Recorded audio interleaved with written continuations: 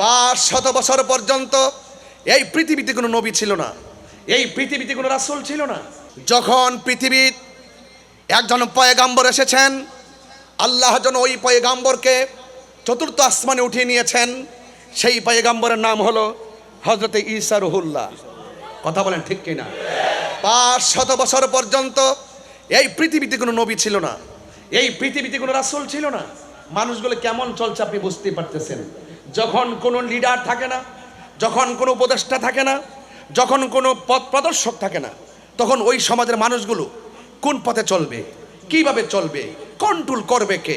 যখন পৃথিবীর এই অবস্থা ছিল, 500 বছর পর এই পৃথিবীর মধ্যে আমাদের প্রিয় নবী, নূর নবী, হায়াতুন নবী, জিন্দা নবী, গায়বের খবর দেনওয়ালা, কবরে যিনি থাকবেন, হাসরে যিনি থাকবেন, সুপারিশ যিনি করবেন, সেই নবীজিকে আল্লাহ পাক অত্যন্ত এই পৃথিবীর মধ্যে পাঠিয়ে আলোকিত করে দিয়েছেন। আসন্ন পবিত্র ঈদে মিলাদুন নবী আসতেছে। কথা বলেন ঠিক কিনা? আমরা যারা আছি আমাদের হৃদয় হাসতেছে, আর এক শ্রেণীর ডাব্লিউ আছে তাদের মনটা কাঁদতেছে। মার্কা কি? আমি কি নাম বলেছি? মার্কা কি? ডাব্লিউ। এটা নুরুন নবী ভাই বুঝবে না, ওনাকে আমি ঘরে ব্যাখ্যা করে বুঝাইয়া দিয়া যাব চৌধুরী সাহেবকে। কথা কোন ঠিক কিনা বলেন? নামটা কি বলছি? ওরা মিলাদুন নবী আসলে তাদের অ্যালার্জি শুরু হয়ে যায়, কামরানি শুরু হয়ে যায়, হাত পা জিম জিম শুরু হয়ে যায়, কাঁথা নিয়ে মিলাদুন নবীর দিন ঘরে পড়ে যায়। আর আমরা সুন্নিরা নিজের মাথার গাম পায়ে ফেলায়, নিজের টাকা খরচ করি, শানদার ভাবে মেহমানদারি করি, আলোক সজ্জা করি। আমরা বুঝাই দিতে চাই সবসে আওলা ও আলা হামারা নবী। চিৎকার মেরে কন্যা সুবহানাল্লাহ। যখন আল্লাহর হাবিব দুনিয়ার মধ্যে তাশরীফ এনেছেন, রাসূল পাক সাল্লাল্লাহু আলাইহি ওয়াসাল্লাম যেই রাত্রে এই দুনিয়ার মধ্যে তাশরীফ এনেছেন, সেই রাতটি লাইলাতুল কদরের চাইতে দামি। আর বড় করে বলেন না সুবহানাল্লাহ। আঙ্গদেশের হুজুর এগুলো বুঝে না। সিন্নি খাইলেন কার দ্বারা? মোল্লা চিনলেন না। কথা কোন ঠিক কিনা? ময়রা দেখেন কবরে যারা পড়ে আছে, এদের কাছে জিজ্ঞেস করেন কেমন আছেন, যদি আপনার সে কান থাকে তাদের আওয়াজ শুনতে পারবেন। তারা বলবে এই তাহিরি জাহিরি হাশেম সাহেব, কবর অবস্থা বেশি ভালো না। নবী আছে কবরে ভালো থাকতে পারবে, নবী নাই কবরে উপায় নাই। কি বোঝাতে পারছি? এই জন্য আল্লাহর হাবিব দুনিয়াতে এসেছেন, দুনিয়াতে এসেছেন যেই রাত্রে, এই রাত্রটা লাইলাতুল কদরের চাইতে দামি। আল্লামা ইমাম কুস্তুলানী রহমতুল্লাহ আলাইহি তিনি তার আল মাওয়াহিবুল্লাহ দুনিয়ার মধ্যে নবীজির শুভ আগমনের রাত যে লাইলাতুল কদরের চাইতে দামি, তিনি 3টা কারণ উল্লেখ করেছেন। এর মধ্যে 1 নম্বর কারণ, আল্লাহ পাক রব্বুল আলামিন যেই মাসের মধ্যে কোরআনটা নাজিল করেছেন, জোরে বলুন মাসের নাম কি? রমজান। মাসের নাম কি? এই মাসটাকে আল্লাহ পাক শাহরুল্লাহ বলেছেন। কি বলেছেন? শাহরুল্লাহ বলেছেন। এ যুবক ভাইয়ের আমার, এই মাসটা শাহরুল্লাহ, মাসকে বলে শাহরুল্লাহ। যেই মাসে কোরআনটা নাজিল হয়েছেন, যার উপরে কোরআনটা নাজিল হয়েছেন, তাকে আমার আল্লাহ বলেছেন হাবিবুল্লাহ। বুঝতে পেরেছেন? 1 নম্বর কারণ।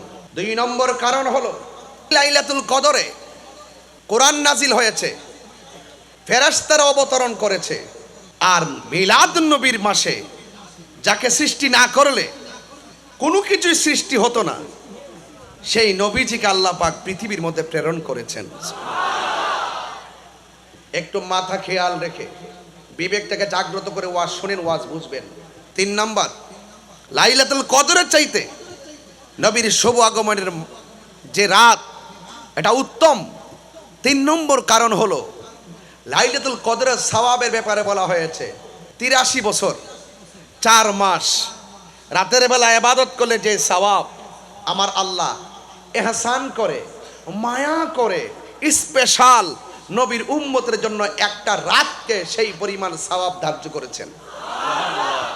এটা নবীর জন্য, নবীর উম্মতের জন্য স্পেশাল, কিন্তু এটা এহসান করেছেন নবীর উম্মতকে। কিন্তু আমার নবীর বেলায় নবী যে এসেছেন শুধুমাত্র উম্মতে মুহাম্মদের জন্য আসে নাই, শুধু আমাদের জন্য না, আদম আলাইহিস সালামের নবী রাহমাতুল লিল আলামিন, আদম আলাইহিস সালাম থেকে ঈসা রুহুল্লাহ পর্যন্ত সব নবীদের নবী আমার নবীজি। সেই নবীর দাম কম না বেশি? আরো বড় করে, কম না বেশি? সেই নবীর ব্যাপারে আল্লাহ বলেছেন আমার নবী শুধুমাত্র কোনো কওমের জন্য আসে নাই, কোনো গোত্রের জন্য আসে নাই। আল্লাহ রাব্বুল আলামিন বলেন ওয়ামা আরসালনাকা ইল্লা রাহমাতাল লিল আলামিন।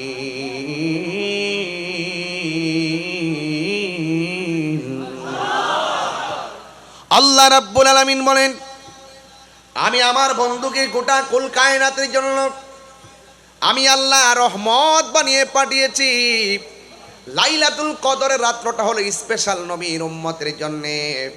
আমার আল্লাহ একটা নিয়ামতের রাত দিয়েছেন, এই নিয়ামত অন্য নবীর উম্মতে পাই নাই, আদম নবীর উম্মতে পাই নাই, ইউনুস নবীর উম্মতে পাই নাই, জাকারিয়া নবীর উম্মতে পাই নাই। আমার আল্লাহ হাসান করে মায়া করে উম্মতে মুহাম্মদীকে আমার আল্লাহ লাইলাতুল কদর রাতটা দান করেছেন, এটা হলো খাস। কিন্তু আমার নবী, আপনার নবী যেই রাত্রে শুভ আগমন করেছেন, এই রাত্রে যদি নবী শুভ আগমন না হইতো লাইলাতুল কদর হতো না। নবী যদি সেই রাত্রে আগমন না করতো তাইলে রমজান মাস হতো না, কুরআন হতো না। যেই নবীর শুভ আগমনে সারা পৃথিবী আলোকিত হয়েছে, তিনি সব নবীদের নবী। চিৎকার মেরে কি আল্লাহু আকবার বলা যাবে না? আল্লাহু আকবার বলেন। ওই নবীর শুভ আগমনে মানুষ কি খুশি না বেজার? আরো বড় করে বলেন, খুশি না বেজার?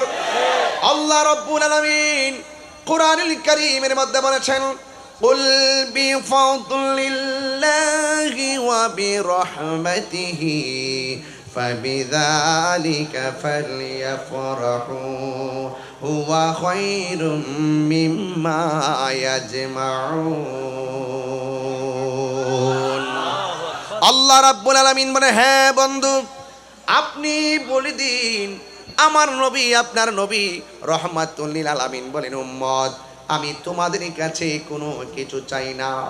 উম্মত রে, আমি নবীরে উহুদের জমিনে কত মারলো, যুদ্ধের ময়দানে আমি গেলাম, কত মায়ের আমারে মারছে, রক্তাক্ত করছে, দন্ত মুবারক থেকে রক্ত মুবারকটা ঝরছে, পিঠ মুবারকটা যে পিঠের মধ্যে মশা মাছি বসে নাই, ওই পিঠটাকে রক্তের লাল বানায়া দিছে। ও যুবকের দল, আমার নবী কাউরে অভিশাপ দেয় নাই। এরপরে বলেছেন ওয়াবি রহমাতিহি, আমি আল্লাহর পক্ষ থেকে তারা যদি কোনো রহমত পায়, তারা যেন কোনো আনন্দ করে। এখন আমি প্রশ্ন করতে চাই, কোরআনের ভিতরে আমার নবী যে রহমত বর্ণনা আছে না নাই? আমার নবী রহমত বর্ণনা আছে না নাই? আল্লাহ রাব্বুল আলামিন কোরআনের মধ্যে বলে দিয়েছেন ওয়ামা আরসালনাকা ইল্লা রাহমাতাল লিল আলামিন।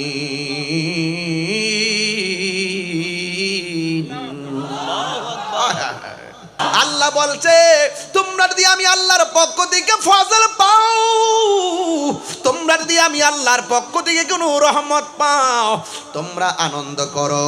এই আনন্দের নামই হলো ঈদ। কথা কোন ঠিক কিনা? এখন আমরা ঈদ পালন করি, অনেকে যারা বলে দুইটা ঈদ ছাড়া কোনো ঈদ নাই, এরা ডলার খায়া কালার ফালাইছে, এরা টাকার কাছে ইমান বেচা ফালাইছে, এরা এখন উচিত কথা কই না, সিহারের লাইগা পাগল হইয়া গেছে। এরা লরে বাটফার।